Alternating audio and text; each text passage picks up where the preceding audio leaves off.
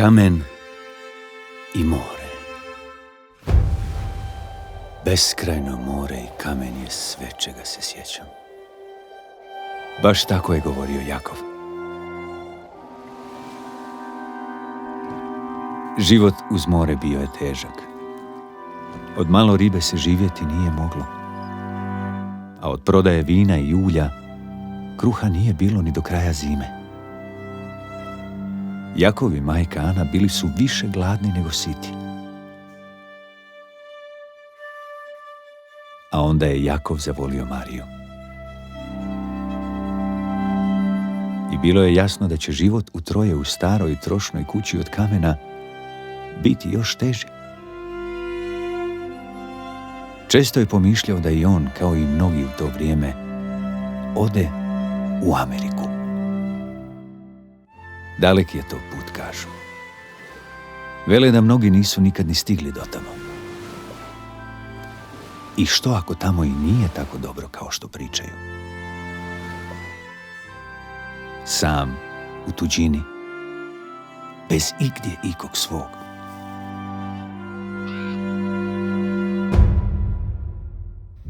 Ali nije imao drugog izbora, nego otići u daleki svijet za boljim životom, a možda u još teži život.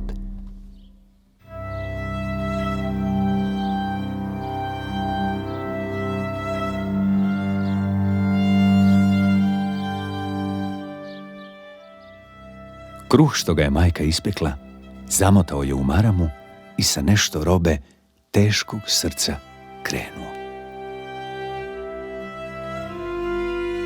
Majka je rekla neka povede i Mariju, no Jakov je znao da sa onim što ima jedva da može kupiti jednu kartu za brod.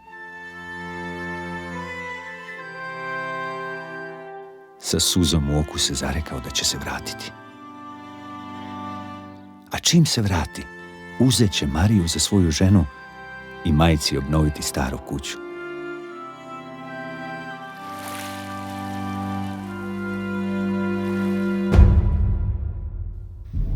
Obećao je i da će pisati kad god uzmogne.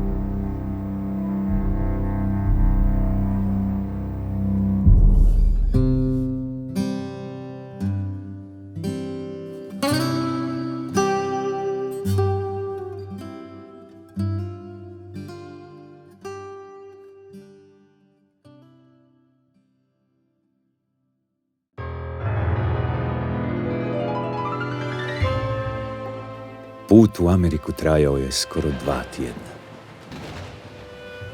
2 tjedna hladnoće i valova kakvih u Dalmaciji nije bilo. Ali kad je brod napokon stigao, ulazak u luku je bio veličanstven. Ali odmah je vidio da će ovdje, ako čim prije ne pronađe posao, život biti jako težak. Za malu nadnicu bilo je posla i doma, ali kako se od srama vratiti kući?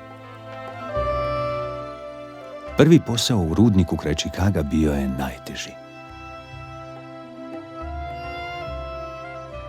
Jedva da je od umora nakon posla uspio uzeti olovku u ruke da napiše pismo, ali isto tako brzo i zaspao. U to vrijeme pisma su iz dalekog svijeta putovala mjesecima, a neka od njih nikad nisu niti stigla. Jakov u početku nije puno pisao. Majka je sve slabije vidjela, ali se jako veselila svakom pismu. Do kasno u noć uz vatru je slušala Mariju kako joj naglas čita ono što im piše Jakov. A onda bi njih dvije sastavile pismo za Jakova. Majka je govorila, a Marija je pisala. Marija je uvijek u pismu Jakovu, da majka ne vidi, na kraju dodala i koju svoju riječ. Sram joj je bilo pred majkom napisati da ga voli i da ga čeka. Jakovu je najsretniji dan bio onaj kada stigne pismo. Čitao ga je danima, upijao svaku riječ.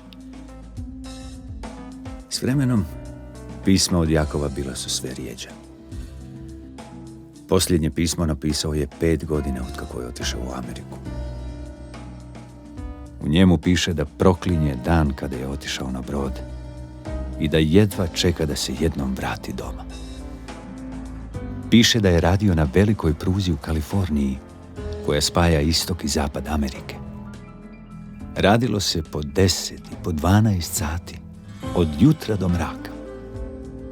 A onda opet u rudnik, ali na drugom kraju Amerike.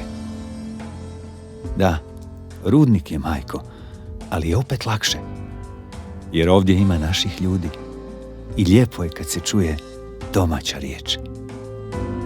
Piše i da se svako malo dogodi da na tako teškom poslu neko i pogine. Ali, majko, ovdje u Sakramentu bliže mora je bolji zrak nego u Čikagu. I miriše ko onaj naš doma.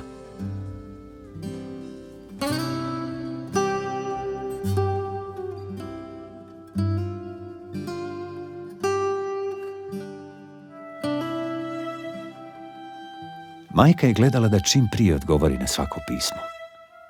Pa piše: Sine, čuvaj se i gledaj prvo na sebe. Ne dopusti da te izrabljuju za nekakvu malu plaću. Ako ti je tamo loše, vrati se. Imaš gdje doći. Pusti što će drugi misliti. Znaš gdje je naš stari kraj. Ovdje kod nas, da znaš, već 2 mjeseca prgavo vrijeme. Kiša. Vino je podbacilo u zadnje 3 godine, a ulja svoga nemamo. Malo se u polju radilo. Evo, ispuhala me bura, pa me cijelo tijelo boli. Stare kosti, ali da mi te samo još malo vidjeti. Evo, po danima danas si se ti rodio. Kako si bio malen i slabašan. Ali eto, ipak odrastao čvrst i zdrav. Sine, želim ti da dugi niz godina pobrojiš. Sinko, ako nemaš za put, poslaćemo ti mi nešto što smo uštedjeli. Ma, nema dana, a da te ne spomenemo. Marija je cijelu zimu vezla bijelu haljinu. U njoj će se, kaže, udati za tebe čim nam dođeš. Budi mi dobra i sjećaj se onih didovih riječi. Čini fintu da vjeruješ svakomu, a ne vjeruj nikomu.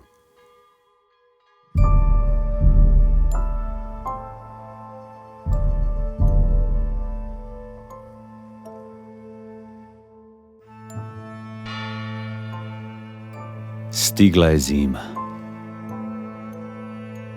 i bura je tukla danima. Pisma od Jakova već dugo nije bilo.